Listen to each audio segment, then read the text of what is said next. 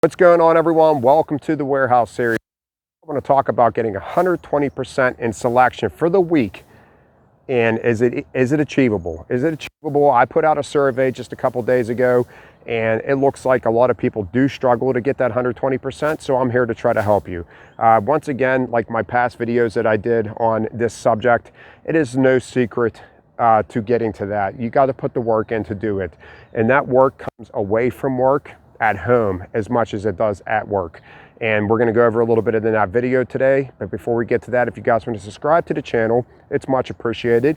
If you want to, guys, Venmo, it's just a way to help contribute to my channel, to help for me to keep moving on with this channel. So I really appreciate that. Give me a thumbs up, Discord, and the link below.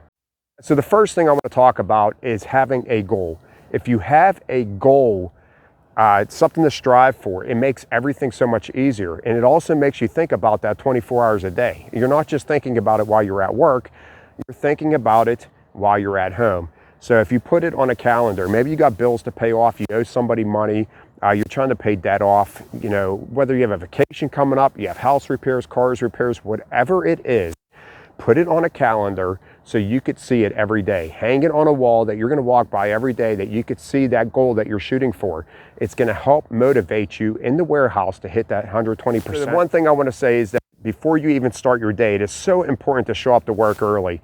You know what they say, it's better to be an hour early than a minute late. It is so important to be ready, have your boots on, have your suit on if you work in a freezer, get your equipment ready, and be ready for the bell to ring and be the first person on the floor. So something else that's very important while you're away from work, you need to eat properly and sleep properly.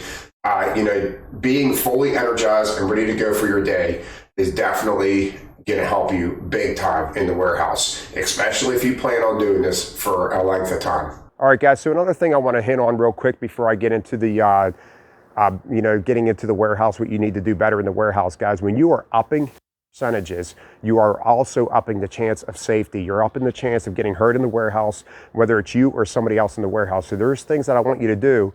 One is making sure that you're stepping off the side of that jack whenever you're in a hurry. Do not step off the front of that jack. And we also do not want to be coasting that jack too far. When we get into a faster pace, we want to coast the jack even further, putting other people in jeopardy of getting hurt. Also, you guys got to make sure that you're not walking across your forks, one-handed cases. When you one-hand a case throughout the course of the day, moving at a fast pace, your hand is going to start hurting once the days go on, I promise you. So make sure that you're grabbing cases with two hands. I also say use your horn more than often. When you're moving faster in the warehouse, you definitely want to make sure that you are using that horn more than often, just to let people know that you are, moving at a faster pace. And also I want to say, just you're doing 120% in the warehouse and you're moving at a faster pace, that never overrides safety. All right, guys, so now we're going to get down to the basics. What is it that you need to improve on in the warehouse to get to 120%? We're going to go through some of them right now. Yeah, a lot of these guys are common sense, but sometimes just reiterating stuff is how you learn. So we're going to go through a list of stuff that I think that you need to do to get to that 120%. All right, guys, so the first thing, you heard me say this already, be first. It is so important to be first in the warehouse. Start of the day, after break, after lunch, be the first one on the floor. Why is that so important? Because you want this. You want nice open aisles. You do not want to come into an aisle and have 6, 7 selectors in front of you, especially if you are in a congested warehouse. If you are in a big shift and at the beginning of the day, everybody's starting in the same aisle. All right, do you want to be first and have the open aisle, or do you want to be last and be sitting in all that crap? Because I'll tell you right now, I told you at the safety part of this that stretching is very important. Our work has a 5-minute stretch time.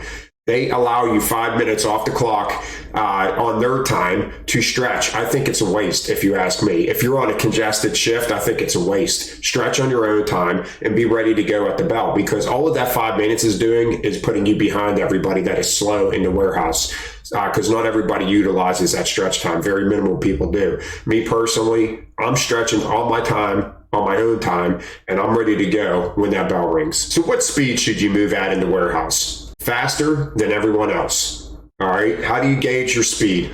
Just go faster than the person next to you. If there's open out and ahead of you, and guys, just moving a little bit faster than your normal speed is going to allow you to accumulate time over your orders throughout the course of the day. You do not have to fly through the warehouse. You just have to move faster than the selector that is in the aisle with you.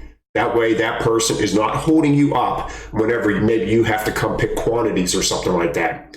So move faster than the person that's in the aisle with you. All right, guys, and I say this all the time in my videos, when you have an open aisle, that is the time to move fast. That is the time to fly through that aisle. You know there's no one in the aisle with you to possibly get injured or anything like that. You don't have to maneuver around anyone.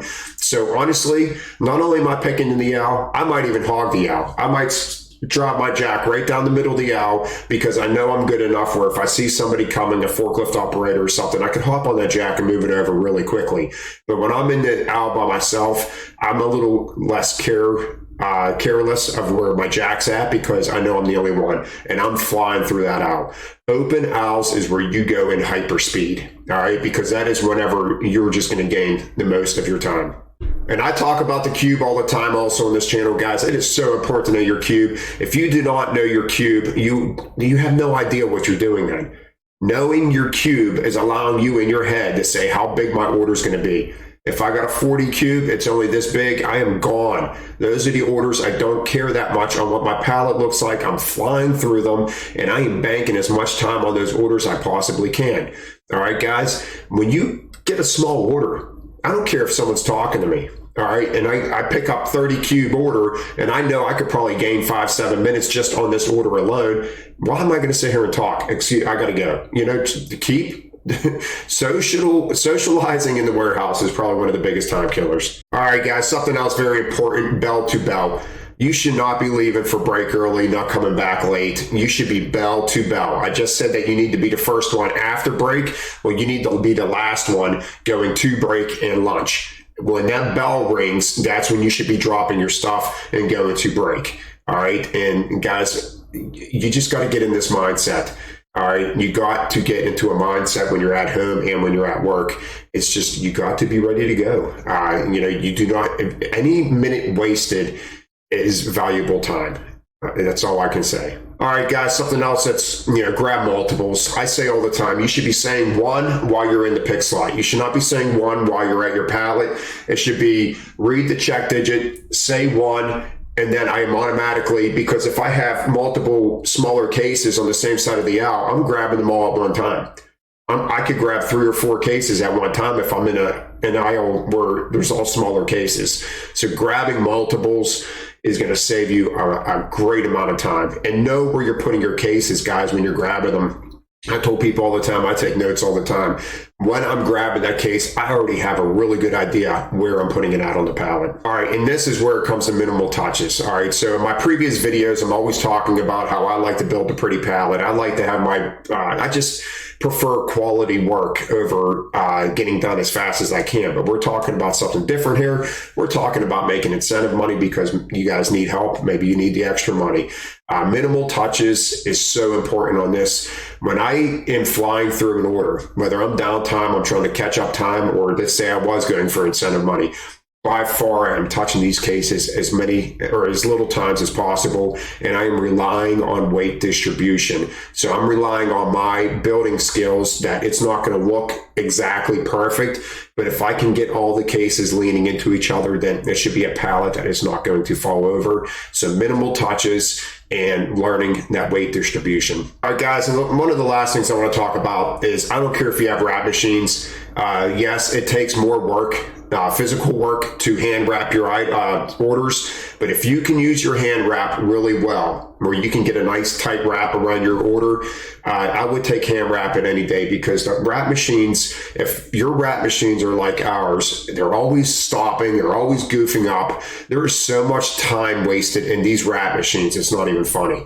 The amount of times I see people just sitting in that wrap machine for like 45, 50 seconds, a minute, minute and a half sometimes, when I know I can hand wrap 2 full pallets really tightly. I can wrap each one in probably 30 seconds and be done with it, or less. So less than a minute, I'm wrapping these 2, I'm staging it, and I'm getting on to my next order.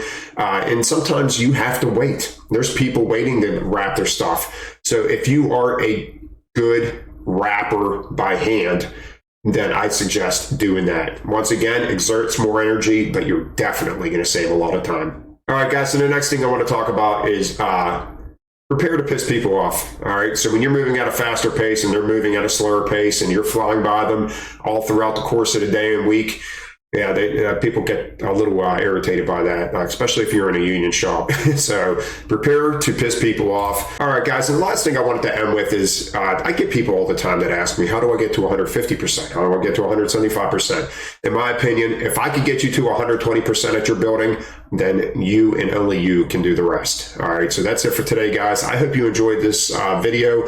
I hope you took a lot of useful information away. And guys, leave comments in the comment section below if you have any questions. And I'll see you guys next time. Have a great day.